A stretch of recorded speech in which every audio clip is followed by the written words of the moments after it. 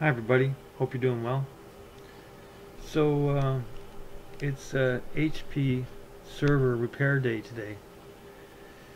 I received a new server for deployment on the weekend and there's something wrong with it. It booted up fine when I went into something called F10.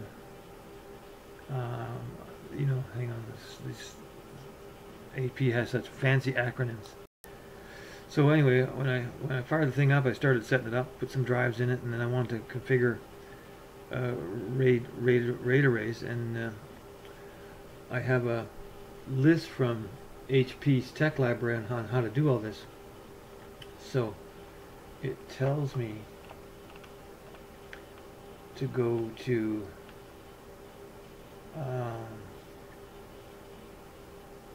this place. Yes. I'm gonna pause the video until I find it.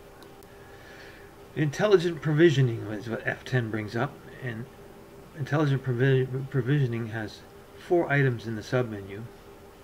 And I've built an HP server for 3 years, so I had to look them over. What I didn't notice was the top one's highlighted, and down at the bottom it's counting down from 30 seconds to launch whatever one's highlighted. And of course it launched it. Don't remember what it was, but it went to a white screen with an HP logo in the front. I waited 10 minutes. Nothing happened. So I decided I was going to have to crash the server by holding the power button, which I did. And then, oh boy, I started it up. Error messages galore. Stuff's not working right. Stuff's no good. Serial number lost. Stuff is corrupt. Anyway, there's a long list. I won't go into it. That's not the reason for the video. So anyway, spending the weekend with the server reading and trying stuff, I was able to get rid of the error messages by powering down the server and unplugging it and leaving it for a while. And then they were gone. So I went, oh. Started it up again. Went through the same thing again. Didn't go into provisioning this time. I went into system utilities, the regular BIOS. It had a better way of setting up RAID arrays anyway. So I did that, and I got installed Windows, got it all running, all was good that. And I was rebooting it, and then the error messages come back again. Oh, jeez. So I tried to go into that place again, and I hung again, crashed the server again. And then I eventually gave up because something wrong. So I called HP this morning and got somebody on the phone, and they wanted me to log in using intelligent something ILO. I can't remember what the acronym means. It means remote access to the web browser when the machine is off. Integrated lights out. That's it. Thank you. Thank you, memory. So it fails to log in. I can't log in. So anyway, their first test, their first thing was they sent me 2 instructions. Download a service pack, which is a 9 GB ISO file from HP, which you need an account to download, which took me an hour to sign up for and get functioning correctly. I signed up for it, got that all done, all the 2-factor authentication up your yin-yang, and then it said there's something wrong with my account. It's from the wrong country, and I put in the right country, but what I knew it wanted was more information that I didn't fill in. Address, date of birth, hickeys on my butt, all those kind of things. I don't want HP to know, because it says right up front, we will use your information. Well, I'm not giving you any then. But they refused to make my account work until I lowered my pants, bent over, and let them do me for all my information. Of course, I lied about most of it, so it's all garbage anyway. So anyway, so I finally downloaded the ISO, set it up, and then I read the guy's instructions. He says you do the offline mode first, then do the online mode. There's 2 different ways of doing the same thing. One through the operating system, one through the lights out management interface. There's a third one as well, using a bootable flash drive, and he sent me a video on how to do both of his, but one video was using ILO or flash drive, and I said, well, ILO, I can't log into it, it fails, because that's the part that's not working. you have instructions on how to use Flash.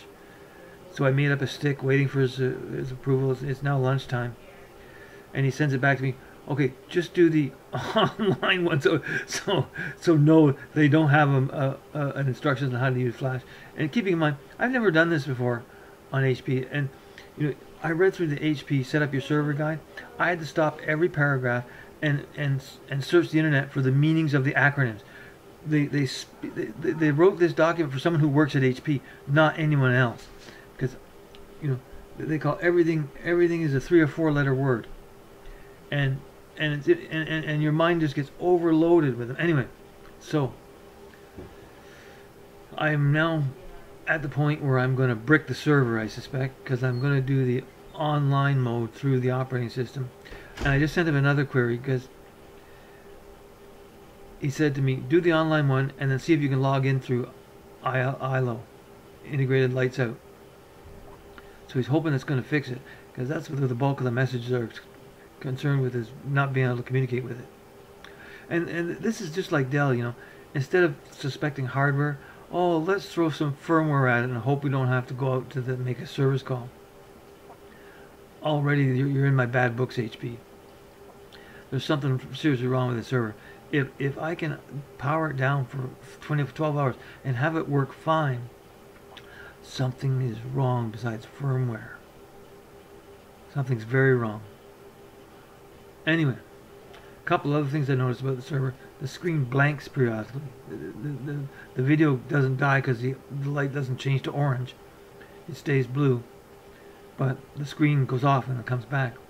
And also, too, they have a display port which doesn't work. I use it all the time, and it doesn't work. Anyway,